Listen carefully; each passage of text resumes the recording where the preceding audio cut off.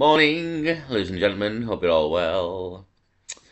I was just watching the new Y-Files. I'll play a bit of it because it's quite interesting and it's going along the lines of what we've been talking about ancient structures and ancient civilizations, possibly technologically advanced, a lot more than we have been told and led to believe. In the video, which I will play a bit of. It's got to mention the Ring of Brodgar. If I'm saying that right, Brodgar.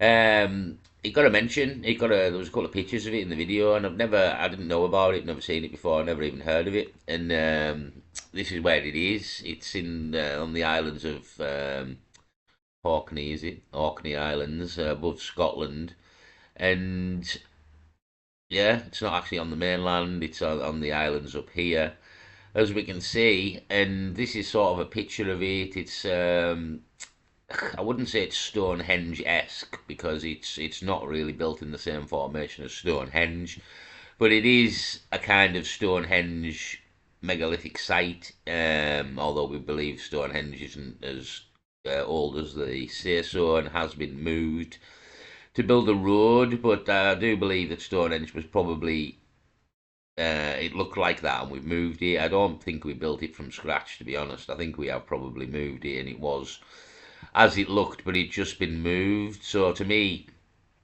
personally, that means it's not 10,000 years old where it stands. It's not the tourist attraction that they claim it to be. We moved it, so it's a bit of a lie, but it's still, in essence, I think, was Stonehenge, and it did look like that, and it was in a place, and we have moved it for whatever reason. But I do believe there was a place called Stonehenge before we moved it, personally, um, unless somebody could prove that there wasn't, and we did build it from scratch. But that's sort of my belief that there was a place called Stonehenge, but we have moved it for whatever reason, be it a road, be it a tunnel, whatever.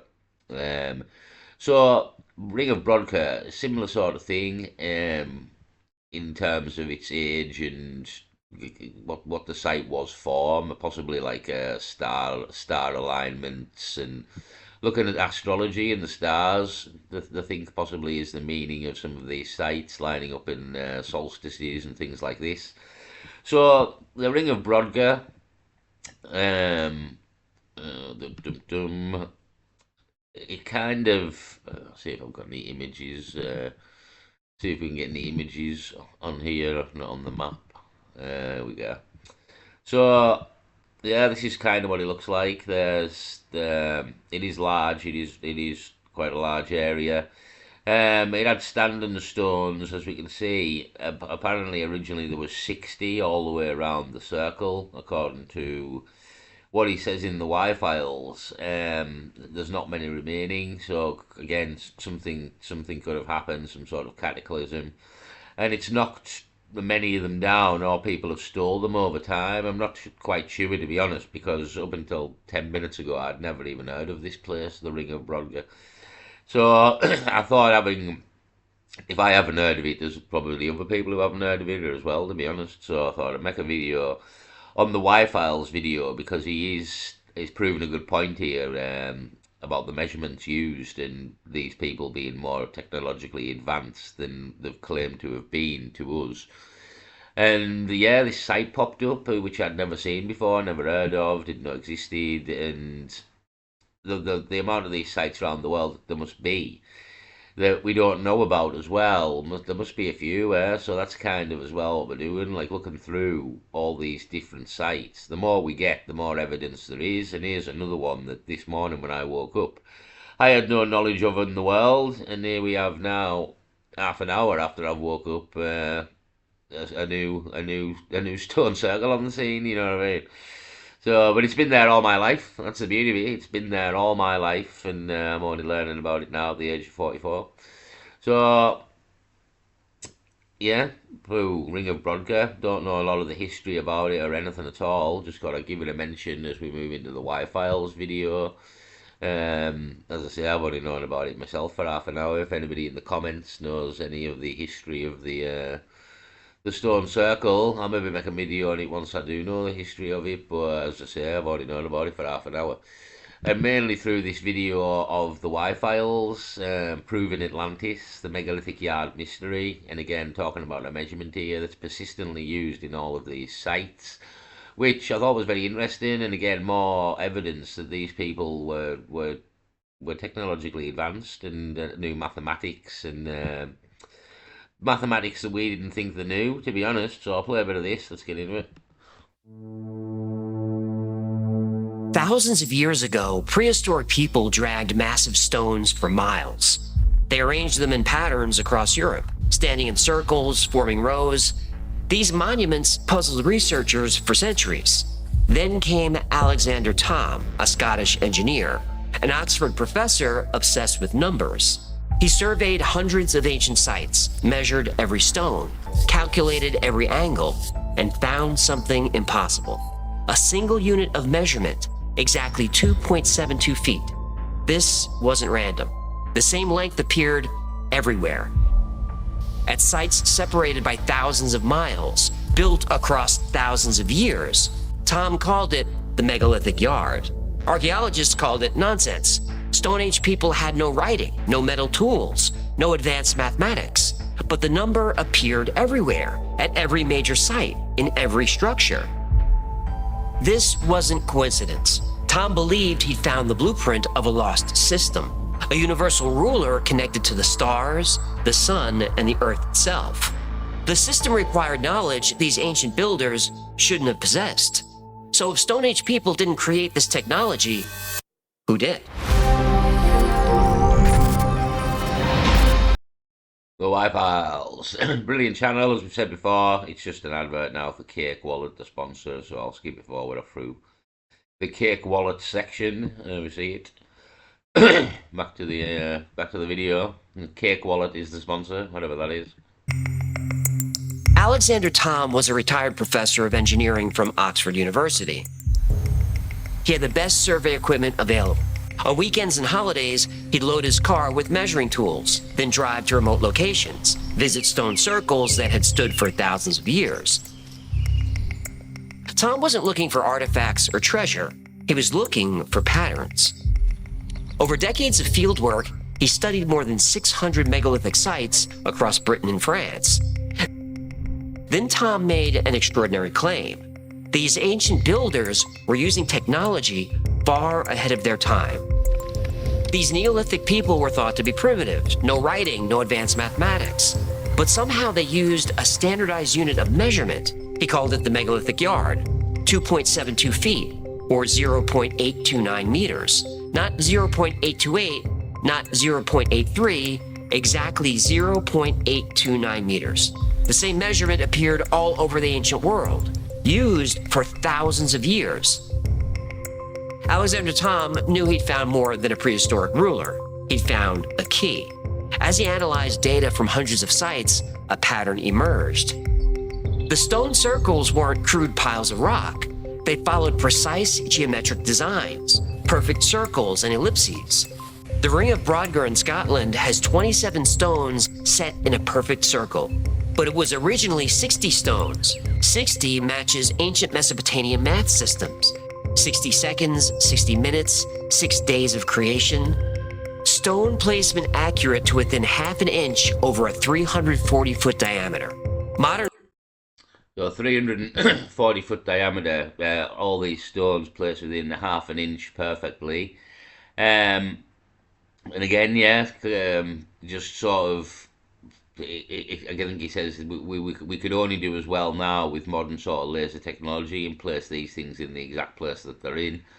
And there was originally 60. God knows what's happened to them. They don't appear to be on the site still. Like looking around, not that I can see in the pictures. Again, I've never been here, and it's not really accessible from the mainland. You're gonna have to get a boat up there, so that's probably why a lot of people haven't heard of it or seen it, because it's not on the English mainland or the British mainland. Or Scottish mainland. It's in the islands. So yeah, I'd literally never heard of this place till half an hour ago. Never heard of it. But just another site, another bit of proof that people back then were doing stuff and knew stuff that we didn't think they knew. We do know this stuff now ourselves. but there was clearly again, it's all kind of linked in with the ancient apocalypse theory, and that there was a civilization that was advanced that got wiped out. Another thing that links into it is I'm not sure if this is a lake or the sea. To be honest, I think it could be the sea, but the sea level is supposed to have rose a couple of 100 feet at some point in the last couple of 1,000 years. So this would have been at the top of a mountain, and this water wouldn't have been here. And could it also be a site that they knew was going to survive the flood that came, and the water of the world rose? And that's how often what I think of. It's like it kind of before the water rose, it was kind of at the top of a mountain, but now that the water's rose, obviously, as we can see here, the water's quite high. But if that water wasn't there, you're kind of on the top of the hills here. So, was it also a place again known that would survive the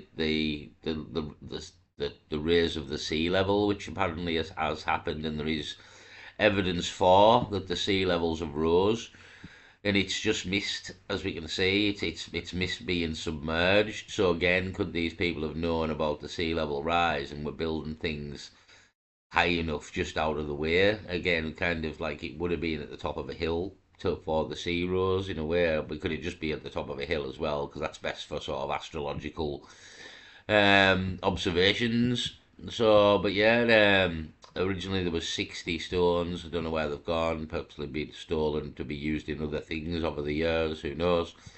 But here we see about a measurement, a persistent measurement used throughout the ancient world. Like, and these sites are in different parts of the world. So it's kind of like it is now that the world spoke to each other around the world, and knew stuff collectively. And there possibly wasn't wars like we had now. Do you know what I mean? This is probably pre-flood, and well, there was lots of wars, to be honest, pre-flood. So I've talking bollocks there, because it was probably worse before the flood. So yeah, but just interesting stuff, to be honest. Surveyors with laser equipment couldn't do better. This wasn't primitive work. This was advanced engineering. The perimeter of the Sarsen Circle at Stonehenge measures exactly 120 megalithic yards. The width of each stone is 2.5 megalithic yards. These aren't rough estimates. These are exact values. Tom found the same geometric principles occurring again and again. Evidence of Pythagorean triangles, thousands of years before Pythagoras was born. They were encoding mathematics into the landscape, using the megalithic yard as their standard unit. But these weren't just monuments, they were machines, giant instruments built of earth and stone. Tom believed they were observatories. Sites like Callanish on the Isle of Lewis, the massive complex at Ava. Yeah, so yeah, we're going to go through a few more here. And some of these I haven't heard of as well. That's the other thing. It's again, like, we've got a lot of these in Cumbria. I've been to one, and we've got bigger ones and more famous ones than the one I went to. These are all over the country, all over the country, all over the world. Um, yeah, and a lot of them we won't even know about. These were immense clocks and calendars. Using the megalithic yard, builders achieved perfect alignment with the solstice sunrise. They tracked the equinoxes. Now, most people think the equinox is when day and night are the same length. Well, that's actually called the equilux, which happens a few days before. The equinox is when the center of the sun crosses the Earth's equator. Stone Age people aren't supposed to know what the equator is. Some sites were precise enough to predict lunar eclipses. They even tracked the moon's maximum northern and southern positions. This is almost a 19-year cycle. This required generations of observation and incredibly precise measurement. The megalithic yard wasn't arbitrary. It wasn't just a convenient length like a pace or an arm span. Tom believed it came from the cosmos itself, a unit linked directly to the planet. Some researchers think the megalithic yard was part of a system based on a 366-degree circle, not our modern 360-degree system. In that system, each degree had 60 arc minutes, each minute 6 arc seconds. Each arc second equaled 366 megalithic yards. Now multiply all those numbers together, you get the circumference of the Earth. Think about that. People without writing, without modern mathematics, without telescopes or computers, somehow calculated a unit of measurement based on the exact size of our planet, thousands of years before we had accurate ways to measure this. Yeah. So again, it's all proof that these people knew stuff. They had technologies, probably they had knowledge of mathematics, and astrology, and even then they knew the circumference of the Earth, and they knew everything we did. That's pretty much what we're being told here.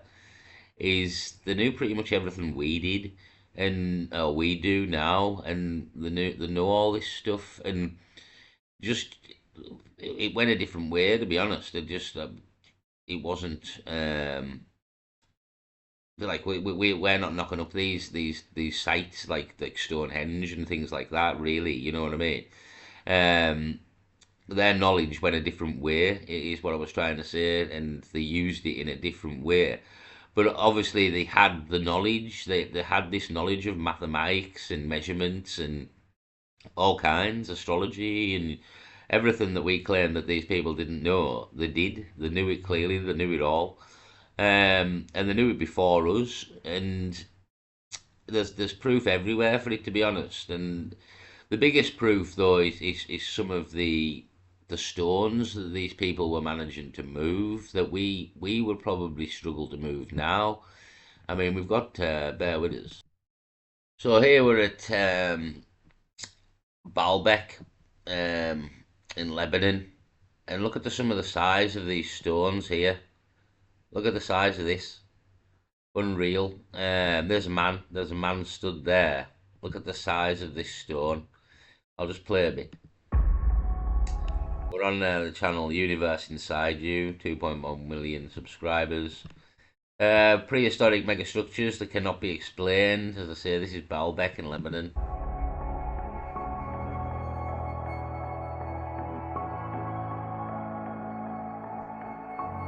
Now look at the size of this stone. Look at the size of some of these stones. How they moved these. Yeah, I mean, this isn't even a big one compared to some of the ones that are coming. Look at this. I mean, this is the quarry. They believe that they hadn't quite finished. Something happened and they didn't quite finish what they were doing. Is that was being quarried out, they believe. Um, yeah, unbelievable size uh, stones. I mean, there's bigger than that, I think, to be honest. Look at some of these up here. Look at the size of the people at the bottom here. I mean, this is an immense structure, absolutely immense structure, Baalbek. I need to do more of a video on Baalbek.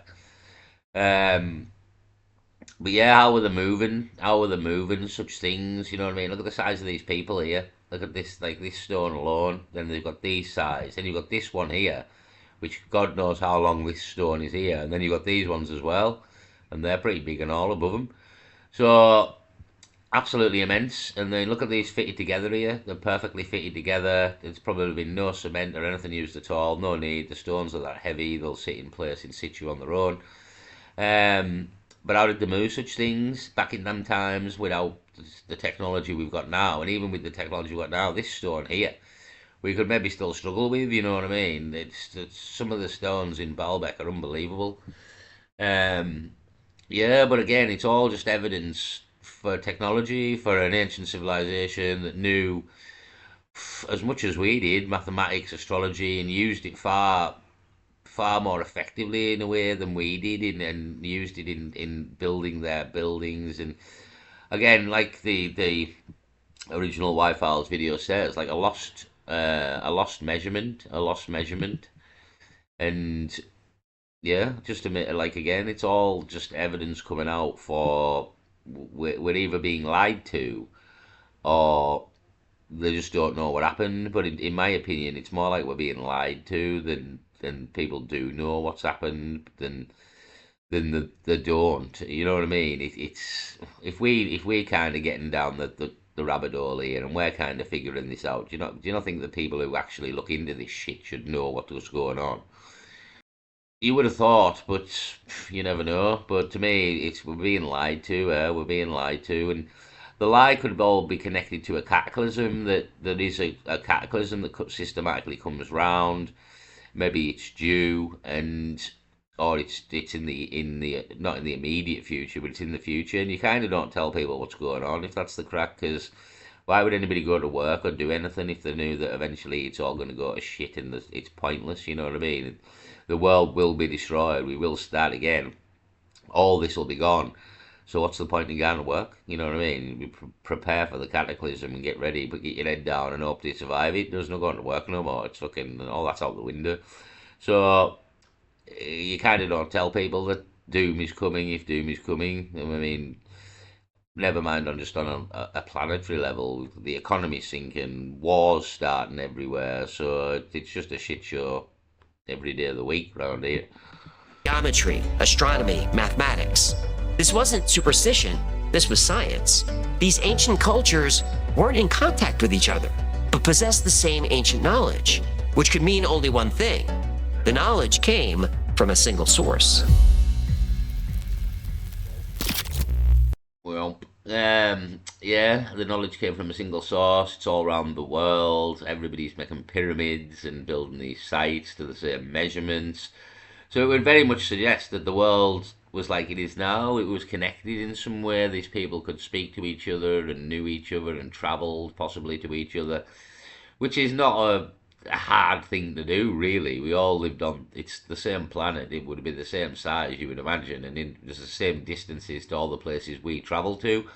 And we can get round the world now in, what, 24 hours? You can be on the other side of the world. So it is doable, and it's always been doable, really.